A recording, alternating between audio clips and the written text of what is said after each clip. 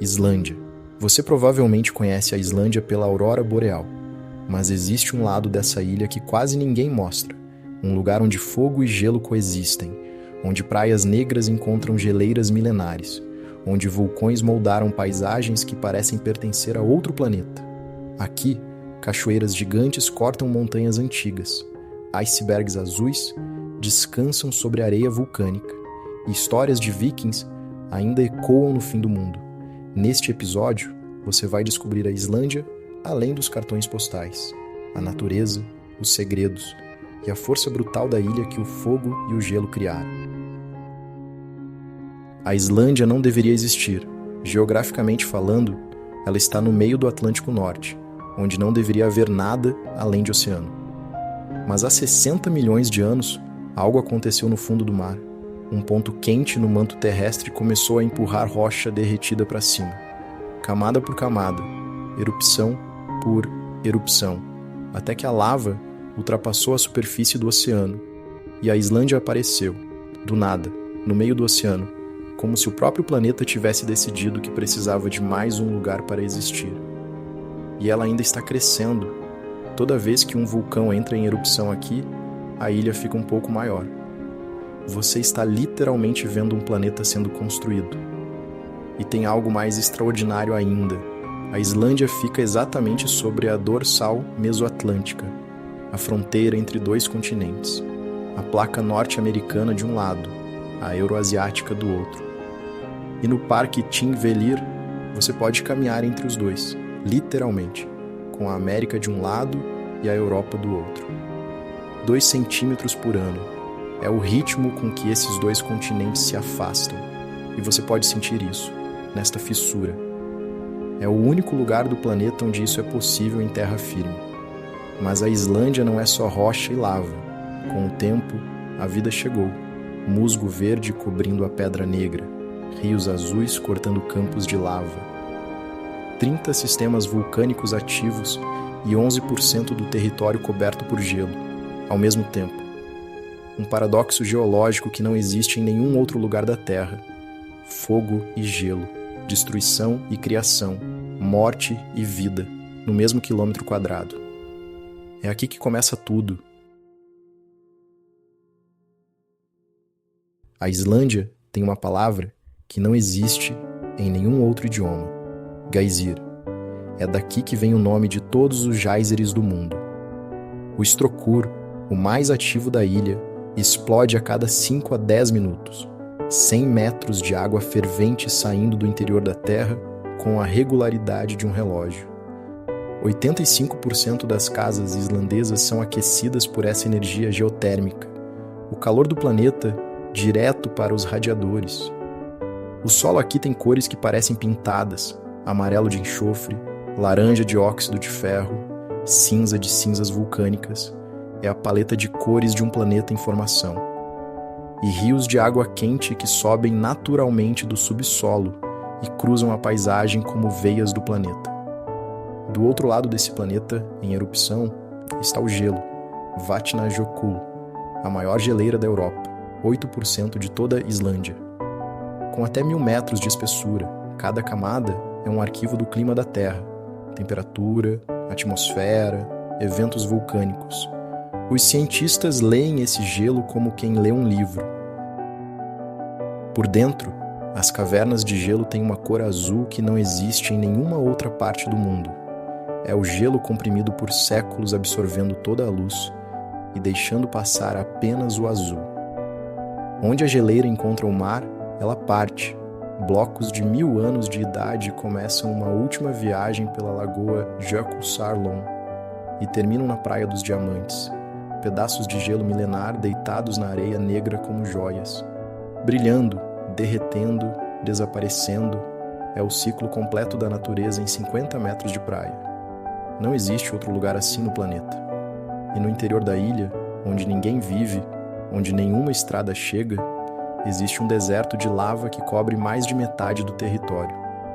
Um dos últimos lugares da Europa completamente sem presença humana permanente. Um lugar que ainda é, genuinamente, da natureza. É nesse contexto impossível, entre vulcões, geleiras, desertos e auroras, que chegaram os primeiros humanos, e o que eles construíram aqui é tão impressionante quanto a paisagem. Era o ano 874 d.C., e um viking chamado Ingolfur Arnarson fez algo que parece loucura. Atirou os pilares de madeira da própria casa ao mar. Era um costume nórdico, deixar os deuses decidirem onde você ia morar. Onde os pilares encalhassem, era ali. Os pilares encalharam numa baía de vapor quente no sudoeste da ilha. Ele chamou o lugar de Reykjavik, Baía de Fumaça, e assim começou a história humana da Islândia. Agora, antes de continuar, precisamos desfazer um mito. Os vikings não usavam capacete com chifres. Isso é uma invenção do século XIX, popularizada por óperas e ilustrações românticas sem nenhuma base histórica.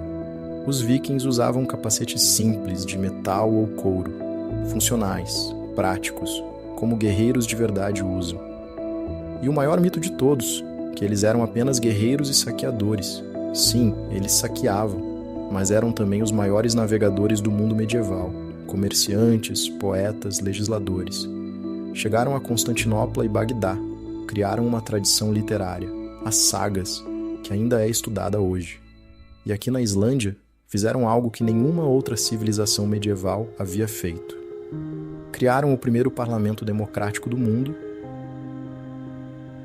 o Althing, no ano 930 d.C. Aqui, em Thingvellir, os chefes de toda a Islândia se reuniam todo verão, sem rei, sem imperador, apenas líderes debatendo leis, resolvendo disputas, tomando decisões coletivas. 430 anos antes da Magna Carta inglesa, 550 anos antes do parlamento britânico moderno. Os vikings fizeram isso primeiro. Havia um cargo chamado Lögsögumadur, o recitador de leis, porque as leis não eram escritas, eram memorizadas, e este homem tinha 2 anos para recitar todas elas. O Althing durou mais de 1000 anos. Ainda existe hoje como parlamento islandês. É a instituição democrática mais antiga em funcionamento contínuo do mundo ocidental. E nasceu aqui, numa ilha no meio do Atlântico, fundada por guerreiros que a maioria das pessoas só associa a espadas. Mas a maior façanha viking ainda estava por vir.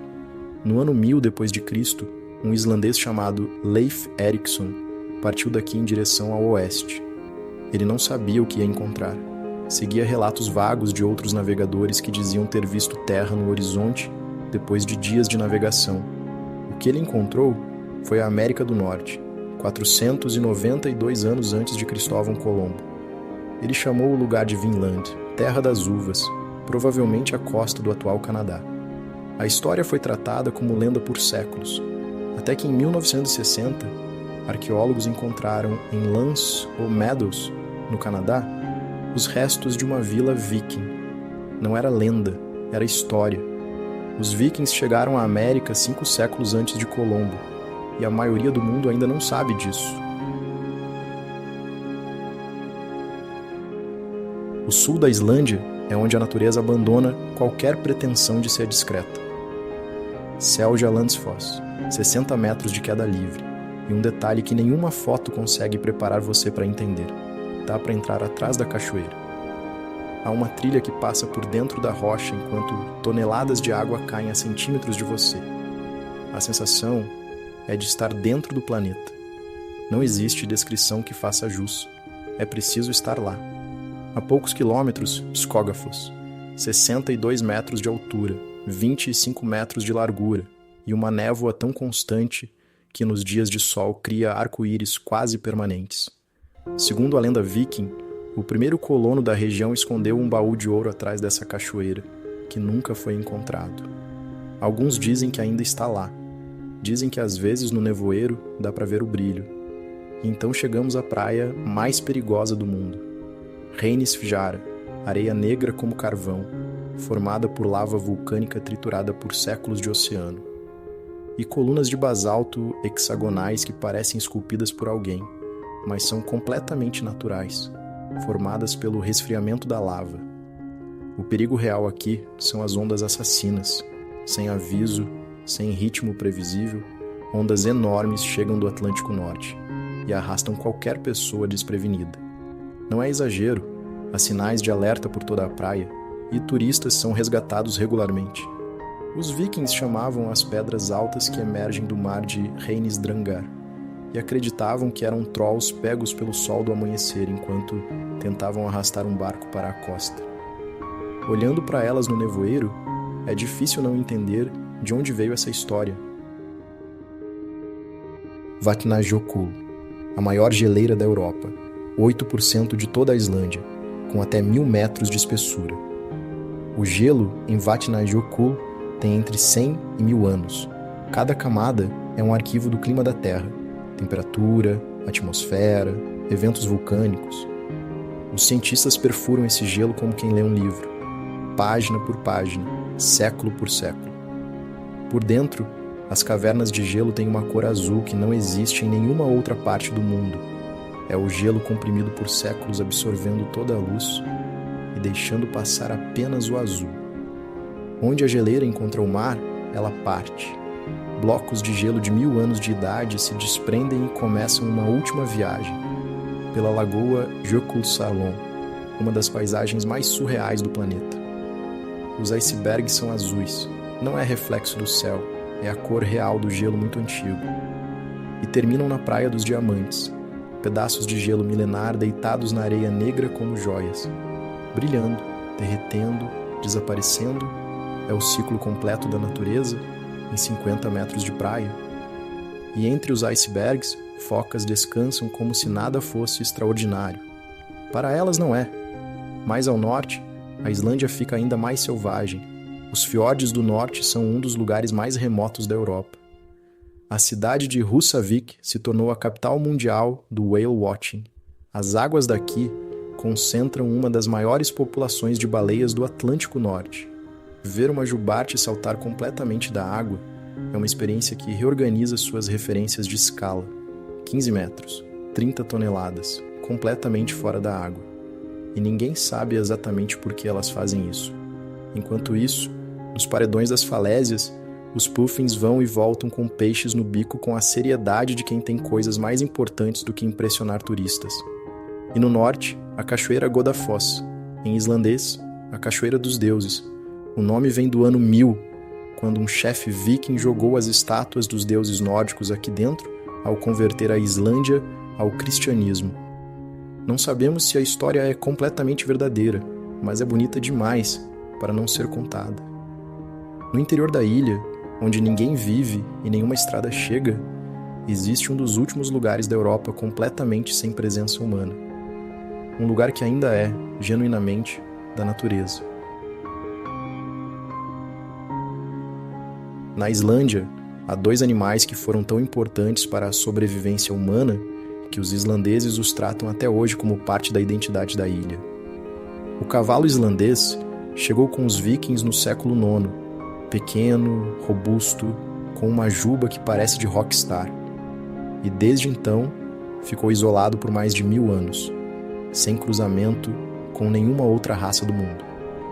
O resultado é um animal único, com 5 andaduras, incluindo o touch, uma marcha tão suave que você consegue andar numa xícara de café sem derramar uma gota. É o cavalo mais confortável de montar do planeta. Existe uma lei islandesa que proíbe a entrada de qualquer cavalo de fora, e um cavalo islandês que saia da ilha nunca mais pode voltar. 1000 anos de pureza genética, protegidos por lei, adaptados ao fogo, ao gelo, ao vento e à lava, com pelagem dupla para o frio ártico e cascos que aguentam qualquer terreno vulcânico. Eles não pertencem à Islândia, a Islândia pertence a eles. Então, há as ovelhas, que na Islândia não são um detalhe na paisagem, são protagonistas. Há mais ovelhas na Islândia do que pessoas, cerca de 800.000 ovelhas para 370.000 habitantes, uma proporção que os islandeses acham completamente normal. No verão, as ovelhas são soltas nas montanhas do interior e ficam meses pastando livres, sem pastor, sem cerca. E no outono, toda a comunidade se reúne para a Héttir, a grande reunião do rebanho, um dos rituais mais antigos da cultura islandesa. A Héttir existe desde a época viking. Vizinhos, famílias e comunidades inteiras saem juntos para trazer os animais de volta. É parte folclore, parte trabalho, parte celebração do fim do verão. O cordeiro islandês, criado solto, alimentado de ervas silvestres, é considerado um dos melhores do mundo, com um sabor que chefes europeus pagam caro para importar. Na Islândia, você vai parar o carro porque uma ovelha está no meio da estrada e ela vai olhar para você como se o problema fosse seu. Cavalos e ovelhas, 1000 anos aqui, moldados pelo mesmo fogo e gelo que moldou tudo mais nesta ilha. Os donos reais da Islândia.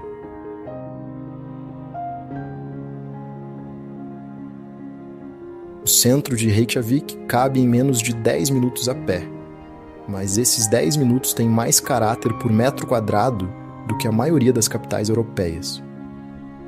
As casas aqui são revestidas de metal corrugado pintado, uma solução prática dos colonos islandeses para proteger as estruturas do vento e da umidade, que virou identidade visual da cidade.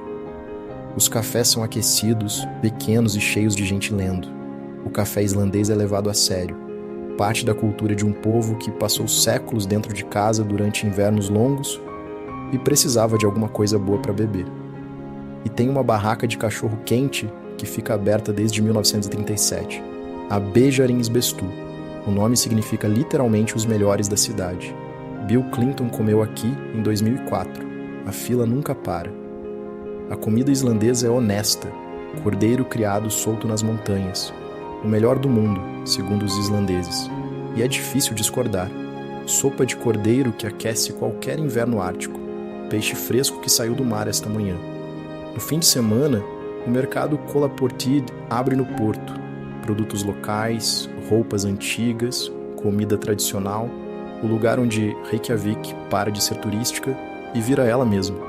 As paredes do centro são cobertas de arte, murais que cobrem prédios inteiros. Reykjavik tem uma das cenas de arte urbana mais ativas da Europa, para uma cidade do seu tamanho. E o ritmo aqui é diferente. Ninguém corre, as pessoas caminham com o passo de quem não tem pressa nenhuma, e provavelmente não tem mesmo. Uma coisa que você precisa provar antes de sair, o skyr. Tecnicamente é um queijo fresco, mas tem textura de iogurte grego espesso, comido aqui há mais de 1000 anos. Os vikings trouxeram a receita, e os islandeses nunca mudaram. De qualquer rua do centro, você avista a Hallgrímskirkja. Ela é o GPS de Reykjavik. Se você se perder, procure a torre e caminhe em direção a ela. E em qualquer esquina, uma livraria. O país que publica mais livros per capita do mundo tem livrarias que funcionam como bares, lugares onde você fica mais tempo do que planejou. Reykjavik é o tipo de cidade que você subestima quando chega e não quer deixar quando vai embora. É pequena demais para intimidar e grande demais para ser entendida em uma visita. Reykjavik tem algumas estatísticas que parecem impossíveis para uma cidade de 220 mil pessoas. É a capital mais setentrional do mundo. Tem mais escritores per capita do que qualquer outro país. Publica mais livros per capita do que qualquer outro país.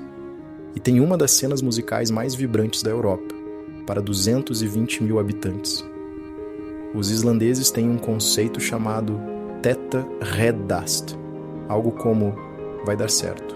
Um otimismo filosófico que talvez só seja possível quando você cresce num lugar que pode entrar em erupção a qualquer momento, e que mesmo assim é absolutamente belo. A Hallgrímskirkja, a grande igreja que domina o skyline, foi projetada para imitar as colunas de basalto das praias vulcânicas islandesas. Levou 41 anos para ser construída. Frente a ela, uma estátua de Leif Erikson, o homem que chegou à América 5 séculos antes de Colombo, presente dos Estados Unidos à Islândia em 1930. É esse o tipo de lugar que Reykjavik é. Cada esquina tem uma história que você não esperava. E a poucos quilômetros do centro, a atração mais fotografada da Islândia e também a mais mal compreendida. A Blue Lagoon não é natural. É um subproduto acidental dos anos 80. Uma usina geotérmica começou a despejar água de rejeito numa fissura de lava. A água era rica em sílica e formou uma lagoa de cor impossível. Alguns trabalhadores começaram a se banhar ali. Perceberam que a pele melhorava. Hoje é um dos spas mais famosos do mundo. Mas o bem-estar islandês de verdade não está nos spas de luxo. Está nas piscinas geotérmicas públicas onde os islandeses se reúnem todo dia, mesmo no frio de menos 10 graus. É o bar, a praça e o clube social islandês. Tudo num, com água quente. No verão, o sol não se põe. À meia-noite parece 6 da tarde. Crianças brincam na rua às 11 da noite. Há um caos gentil de luminosidade. No inverno, o sol quase não aparece. 4 horas de luz, no máximo. E é no escuro do inverno islandês que a Islândia guarda a sua maior recompensa. Os vikings chamavam a aurora boreal de Bifröst, a ponte arco-íris que conectava a terra, Midgard, ao reino dos deuses, Asgard. Quando o céu acendia em verde e violeta, era sinal de que os deuses estavam próximos, de que a fronteira entre os mundos estava mais fina. É fácil entender por quê. Quando você está de pé na neve, a menos de 0 graus, e o céu inteiro começa a dançar, qualquer explicação racional demora um pouco para aparecer. A ciência explica assim: partículas carregadas pelo vento solar colidindo com a atmosfera da Terra a altitudes entre 100 e 300 quilômetros. A cor verde vem do oxigênio, o vermelho e o roxo do nitrogênio. É uma explicação precisa e completamente incapaz de descrever o que é estar lá, porque a ciência explica o como, mas não explica completamente o porquê de ficar parado na neve, com frio de menos 15 graus, olhando para cima e sentir que o mundo é maior do que você imaginava. A aurora não é só luz. É a lembrança de que existem coisas no planeta que ainda nos colocam em perspectiva, que ainda nos fazem pequeninos, que ainda nos fazem olhar para cima. A Islândia é assim inteira, um lugar que não deixa você esquecer que é apenas um ser humano num planeta extraordinário. Começamos este episódio com a aurora e voltamos a ela agora, não por acidente. A aurora boreal é o símbolo perfeito da Islândia, porque ela não avisa quando vai aparecer, não é garantida. Você precisa estar lá, na escuridão, esperando, e quando ela aparece, vale cada segundo de espera. A Islândia é assim, você precisa ir, precisa estar lá. Nenhum vídeo, nenhuma foto, nenhuma descrição consegue substituir o cheiro do vento do Atlântico, o frio da geleira, o barulho da lava encontrando o mar. Mas se este vídeo fez você querer estar lá, então ele cumpriu o que prometeu. Se inscreve no canal, ativa o sininho e vem com a gente nas próximas aventuras. Até lá!